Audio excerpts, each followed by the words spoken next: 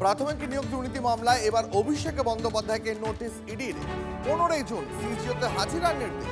বিধায়কদের সই জালিয়াতির পর এবার শিক্ষক নিয়োগ মামলাতেও স্ক্যানারে তৃণমূল সাংসদ।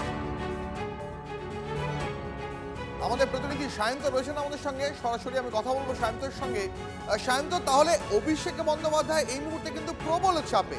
একদিকে তার বিরুদ্ধে ইডি নতুন করে তাকে নোটিশ দিয়েছে গতকাল, আর এর আগে সিআইডিও তাকে হাজিরার জন্য নির্দেশ দিয়েছে সই জালিয়াতি কাণ্ডে।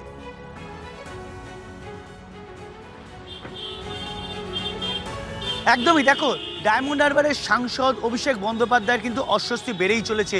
কারণ যেমন তাকে সিআইডির তরফে তাকে সমন পাঠানো হয়েছে এবং তাকে দেখা যাচ্ছে যে কালীঘাট রোডের বাড়ির সামনে দাঁড়িয়ে আছি, সেই কালীঘাট রোডের বাড়িতে এসে সিআইডির আধিকারিকরা তাকে নোটিশ দিয়ে গিয়েছে 8ই জুন তাকে হাজিরা দেওয়ার জন্য ভবানী ভবনে। অন্যদিকে ইডির তরফে গতকাল আমরা কি দেখলাম, যে ইডির তরফে প্রাথমিক নিয়োগ দুর্নীতি মামলায় তাকে নোটিশ ধরানো হয়েছে 15 জুন তাকে সিজিওতে হাজিরা দেওয়ার জন্য। অর্থাৎ দু তরফে সাঁড়াশি চাপে রীতিমতো তিনি অস্বস্তি পড়েছেন। এবং এই যে কালীঘাট রোডের বাড়িতে গতকাল আমরা দেখেছিলাম, সেখানে অভিষেক বন্দ্যোপাধ্যায়কে নোটিশ দিতে আসে, তাকে নোটিশ দেওয়া হয় এবং সেই নোটিশ তাকে ইডির তরফে যে নোটিশ দেওয়া হয়েছে তার যে ডেস্ক যারা ডেস্ক রিসেপশনে বসে তারা এসে মূলত এই নোটিশ সংগ্রহ করে এবং সেটা সই করে তারা নেন। মূলত প্রাথমিক নিয়োগ দুর্নীতি কিন্তু তৃণমূল সরকারের আমলে অন্যতম বড় দুর্নীতি, এবং তাতেই অভিষেক বন্দ্যোপাধ্যায়কে তলব করা মানে কোথাও না কোথাও অভিষেক বন্দ্যোপাধ্যায় এই ঘটনার সঙ্গে যুক্ত রয়েছে বলেই মনে করছে রাজনৈতিক মহল, যে কারণেই তাকে এবার তলব করা হয়েছে।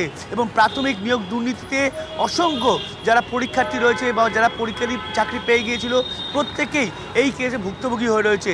স্বাভাবিকভাবেই এই ঘটনার জল যে আরও অনেক দূর পর্যন্ত গড়াবে তার নিঃসন্দেহে মনে করছে রাজনৈতিক মহল। অভিষেক বন্দ্যোপাধ্যায় 15। আপাতত ধন্যবাদ তোমার। পার্থবাবু এই নাটক করতেন, জ্যোতিপ্রিয় করতেন, কেষ্টদাও করতো। আমার শরীর খারাপ, আমার মন খারাপ, কিন্তু কে বেঁচেছে জেল থেকে? 2-3-4 বছর করে জেলের ভাত খেয়ে এসছেন ওনারা, ইলেকশনও লড়তে পারেননি। তো সেই জন্য আইনের উপর ভরসা রাখুন, আইনই সব করবে। পশ্চিমবাংলায় আইনের শাসন ছিল না, যে লোকে ভরসা চলে গেছিলো, আইনের শাসনে ফিরেছে, আইন সব করবে। অনেকে আইন হাতে তুলে নিচ্ছেন, ওটা করবেন না। অভিষেক তো রয়েছে, আমরা তো একসঙ্গেই কথা বলছি, মিটিং করছি, তাড়াহুড়ো করার কি আছে? আইনকে সহযোগিতা করবে আমাদের দল, অভিষেকও সহযোগিতা করছে। এসছে চিঠি, পোস্ট অফিসে চিঠি আই রে আই, চিঠি আই।